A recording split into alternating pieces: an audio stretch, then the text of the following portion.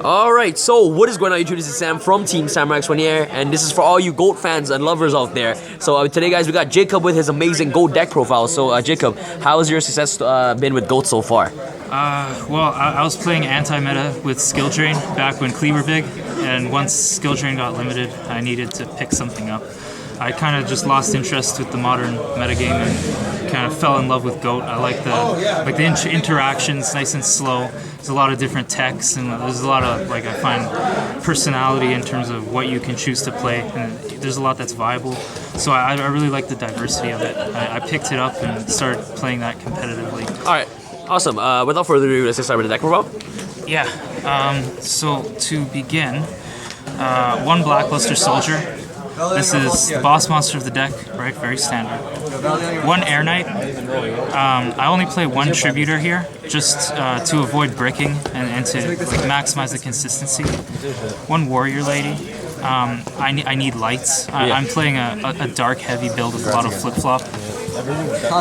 So one Warrior Lady complements the light-dark ratio to make BLS live, and it's also a really nice out to things like Vampire Lord and Sacred Phoenix that otherwise don't really have outs. Can banish Serpents and Sangas. There's a lot of utility. Nice.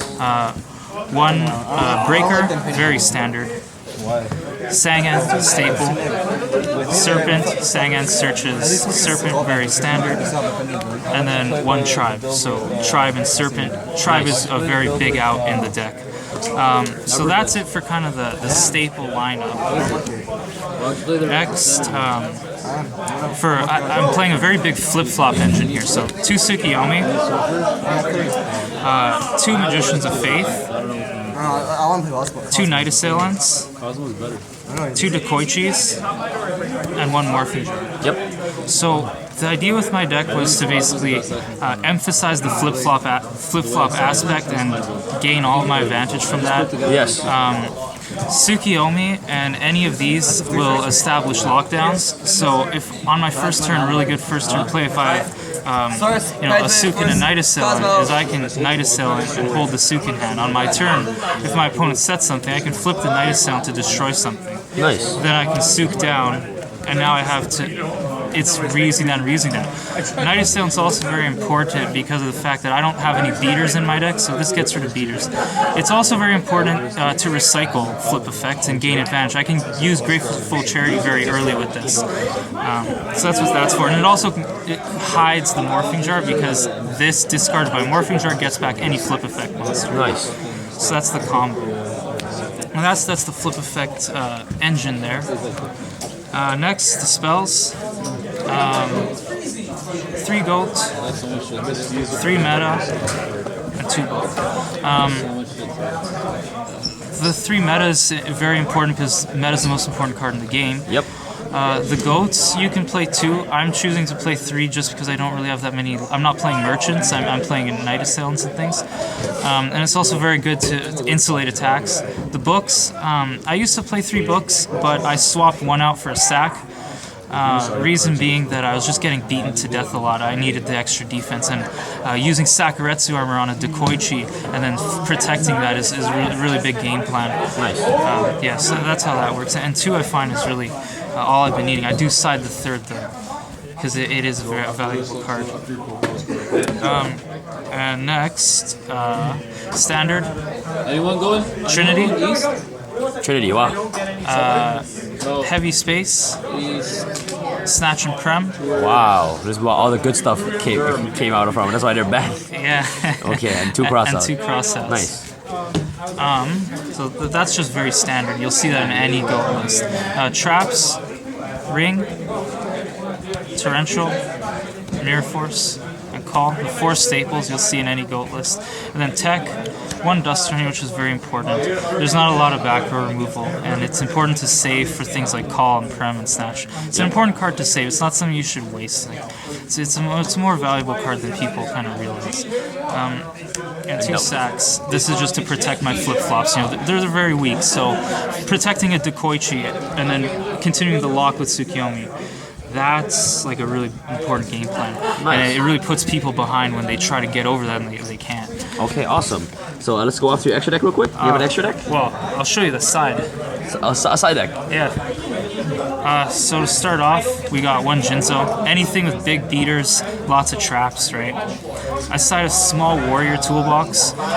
Any kind of solitaire decks, that are hiding behind level limit. This guy kind of kills those. Nice. This is also Exiled Force is really nice against things like Chaos because it can get rid of those sorcerers and BLSs, and Rhoda just kind of tutors everything. Awesome. The third book against more passive Go players is really nice because they tend to really rely on those Thousand Eyes plays, whereas the more aggressive players using things like Exarian. So the third book has its utility. I'd also side this maybe even against Benkai, just to get rid of all the flip effects.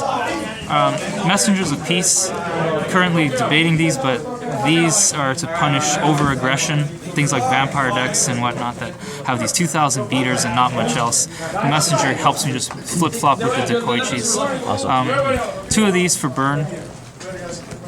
Triple Judgments for alt-win conditions.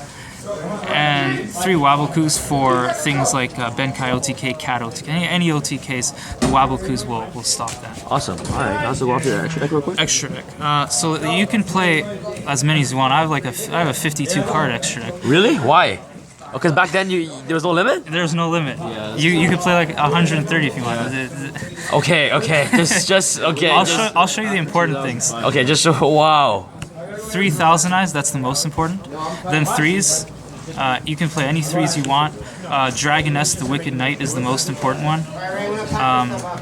4s, I have a Carbonella and a Darkfire. Yeah. 5s, I have Double Balter, negating spells and killing flip effects. This, also negating flip effects. Fiend Skull Dragon, and Reaper on the Night. And then the rest of the 5s is, whatever you want, whatever you like. Awesome. Next, 2 Ryu Senshi, he can negate traps. He's kind of like a different version of Jinzo. Yeah. This is like Kaiku. Ojama King blocks 3 zones on the field, so they can't use scapegoats if you have that. And then 6s, whatever you like. All right, awesome. Yeah. All right. The Megazords. Last Warrior. This one's really important. If you're playing certain kinds of decks have level 7s and they'll turbo them out. They use Monster Gate and Reasoning. If you can Snatch Steal a level 7 and morph it into this, you shut down that kind of deck, so it's valuable for that purpose. Dragoon can't be targeted, then other 7s, whatever you like to play. Awesome. Wow. Gatling Dragon is very important. Taking a BLS, turning Gatling Dragon, and killing goats and things like that. And then some more 8s, more Megazords, Dark Paladin, and Master of Oz for 9. All right. Okay. All right, Jacob. Thank you so much for this amazing deck profile. Do you have anything else you want to say about this deck? Well, I just like to shout out to Sean for letting me use this mat, and I just want more people to get into Go because there's a lot in it. It's a very rich format, and it'd be nice to have more people to play with. All right, awesome. And this is Sam from Team. And one more thing, if you're into Go, check out the Nostalgic Duelist Facebook group. That's the site for competitive Goats. Okay, as well. I'll put a link in the description box below. Yeah. So guys, make sure you guys check that out. And this is Sam from Team Sam signing out. Peace out, guys.